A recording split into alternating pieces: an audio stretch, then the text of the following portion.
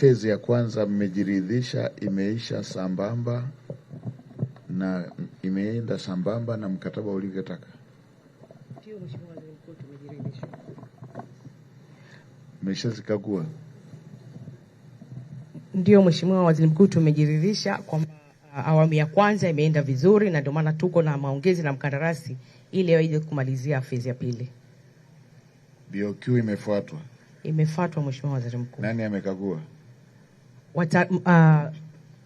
Tunaye mkurugenzi anayesimamia ujenzi kwa majengo yote ya wizara na timu yake.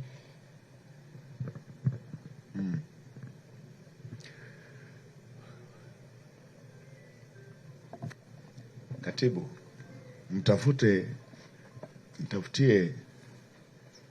kijana yule injinia yule alikuwepo kwenye mbio za Mwenge.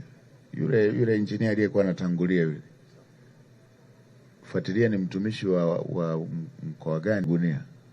Sasa sisi tunakagua juu hapa limeenda vizuri, na mnaongea na katibu mkuu atafutiwe vile vipimo walivyokuwa wanatumia, ili tukiwa tunaenda kukagua jengo yeye siku moja kabla afike tujue nondo zimewekwa kama zilivyokuwa takiwa kwenye BOQ, simenti imechanganywa kama ilivyotakiwa kwenye BOQ, tofali zimewekwa za kiwango cha serikali inavyotaka.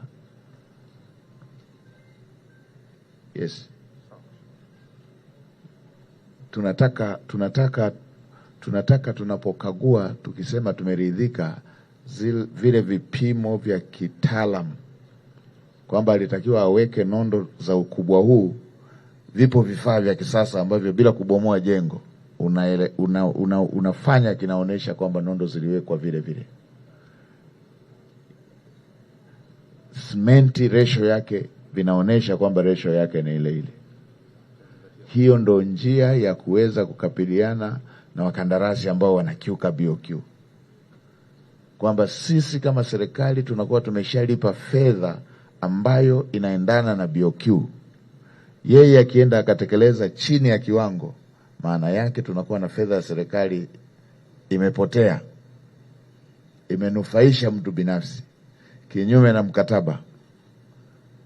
Fedha inakuwa imeibiwa kwa utaratibu huo. Kwa hiyo tafuteni yule kijana wa mtaalamu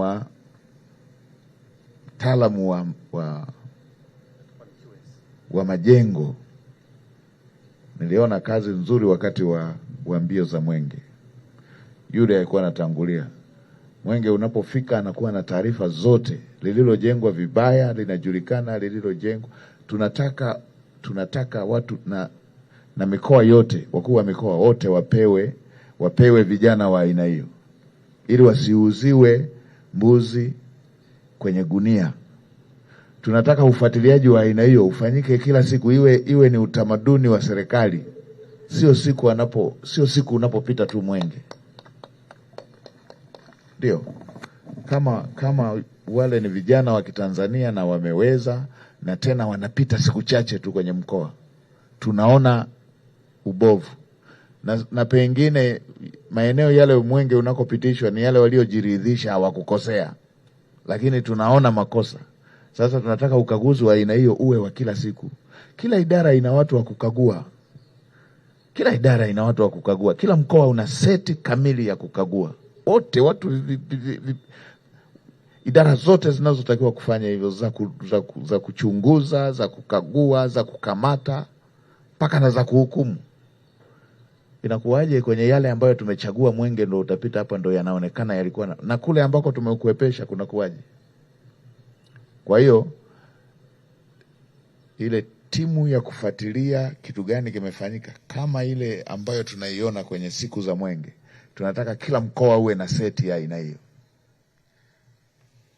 Na bahati nzuri natoa maelekezo haya ya bajeti zikiwa hazijapita.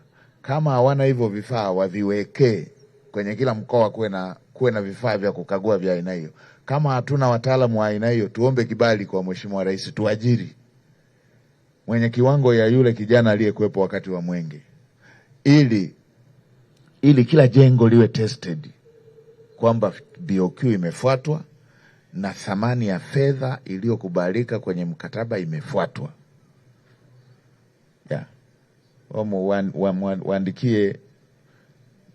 Waandikie waziri wa TAMISEMI, awaandikie wakuu wa mikoa wote kwenye bajeti hizo wanazoandaa, kama hawana hivyo vifaa, na wataalamu wale walifanye hivyo sasa.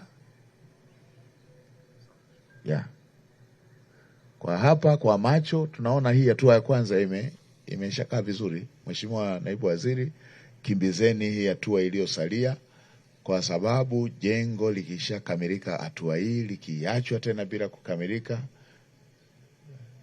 ina madhara. Lakini la pili, tutachelewesha wanafunzi ambao tunataka waanze kufanya kazi hiyo. Sasa na kwa kuwa tunajiandaa na bajeti pia, angalieni pendekezo lililotolewa na Mheshimiwa mbunge pamoja na mwenyeji wetu la kuangalia mabweni pamoja na nyumba za watumishi za walimu. Otherwise, Mheshimiwa Mkuu wa Mkoa, tunakushukuru. Tunakushukuru.